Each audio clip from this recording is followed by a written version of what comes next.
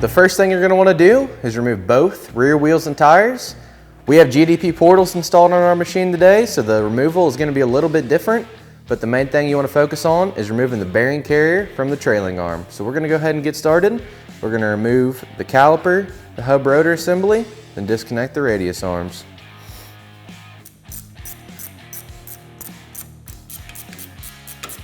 Going to remove the caliper.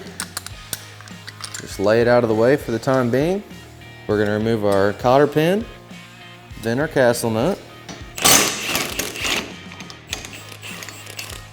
then our hub rotor assembly. Sometimes you'll have to take a rubber mallet, just kind of tap around, hit the shaft, and it should just come right off after you give it a few good taps. And we're going to go ahead and remove the recessed nut cap.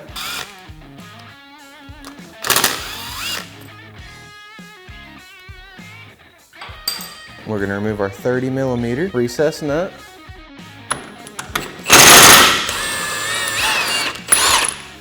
And we're going to come in here and remove all the bolts securing the portal to the mounting bracket. We've removed all the hardware securing the portal box to the backing plate. So we're going to go ahead and remove the portal from the axle. We're just going to set it aside. Then we're going to disconnect the radius arms from the bearing carrier on the top and bottom. Once we've removed the nuts, we're going to pick up on the trailing arm, remove the bolts.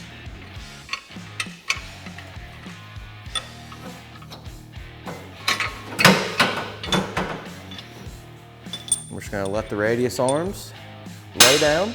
Then we're going to remove all the hardware, fastening the backing plate and bearing carrier to the trailing arm.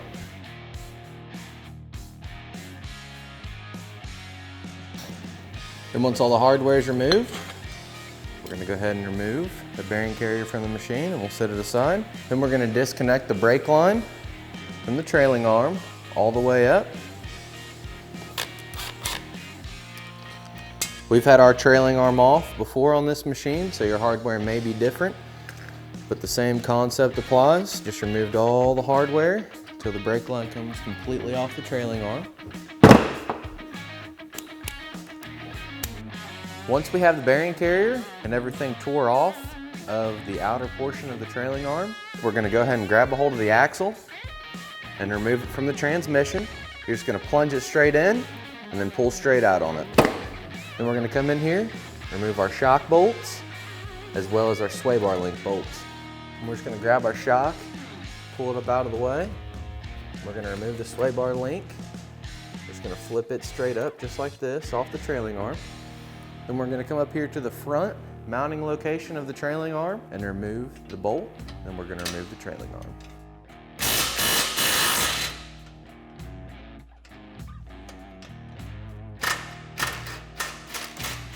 So we're just going to grab a hold of the trailing arm, pick up on it, pull the bolt out, and slide it down. Then we're going to repeat all these steps for the opposite side.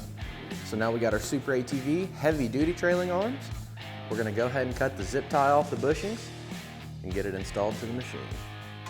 What we're going to do, we're just going to slide it right back into the factory location, get it right back where it needs to go, and we're going to take our factory hardware, line up the hole, push the bolt through, and we're just going to go ahead and start our nut.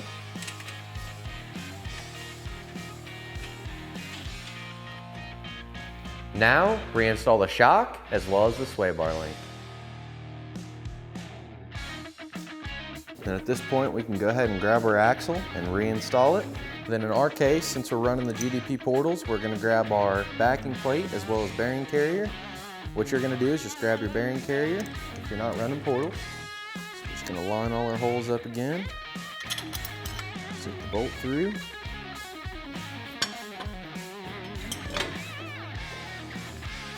And just go through and reinstall this hardware. Once you have the bearing carrier and backing plate installed, in our instance, because we're running GDP portals, we're going to grab our radius arms and go and get them reinstalled to the bearing carrier here. Just a little tip, These bushings are tight, just stick a bolt in them and get them lined up. That way they line up into the bearing carrier. And you always want to make sure that your bolt head is facing towards the front of the machine and the threads are going out the rear.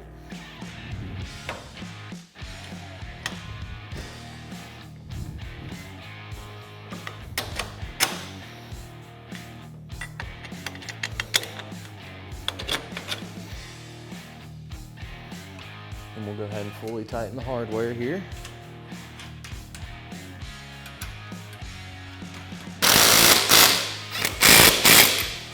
If you're not running GDP portals, this will be the time that you'll want to reattach your hub assembly. But we are running portals, so we're going to grab our portal box and get it reinstalled.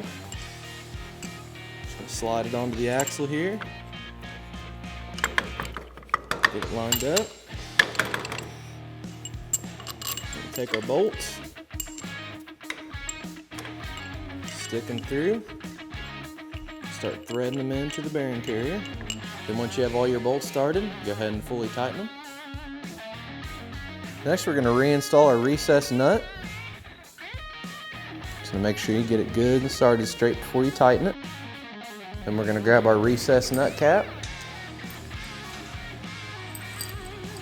As well as our gasket, you're going to make sure your gasket's good and lined up. Then I like to just take all the hardware and stick it through the gasket prior to installing it to the portal. Make sure it's not going to cut that gasket or wad the gasket up in any way. So we're just going to take it, get it lined up.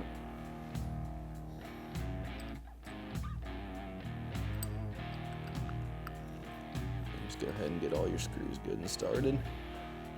Then we'll just go ahead and fully tighten them.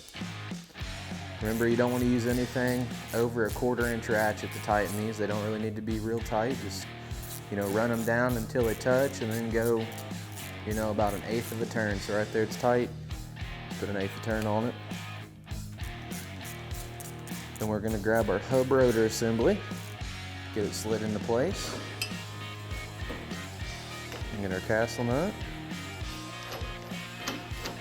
We'll go ahead and fully tighten the castle nut so our cotter keyhole lines up.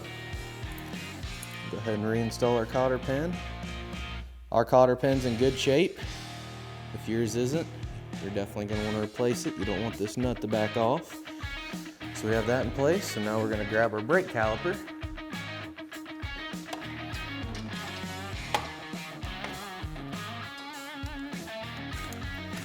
Get it flipped the correct way. It's going to be the brake line laying on the innermost side of the trailing arm. And we're just going to slide it onto the rotor here.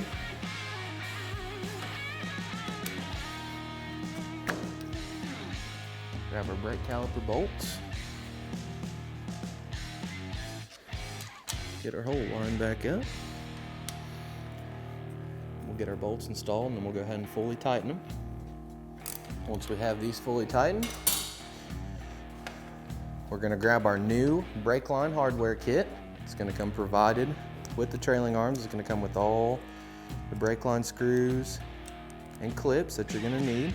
These trailing arms have been previously installed on this machine, so we already have our brake lines. If you don't, you have the factory ones, you want to go ahead and remove them and then use the provided ones in the hardware kit. We are going to use our new screws here. So our first clip is going to be right here in this flat of the trailing arm. We'll go ahead and get it started in there.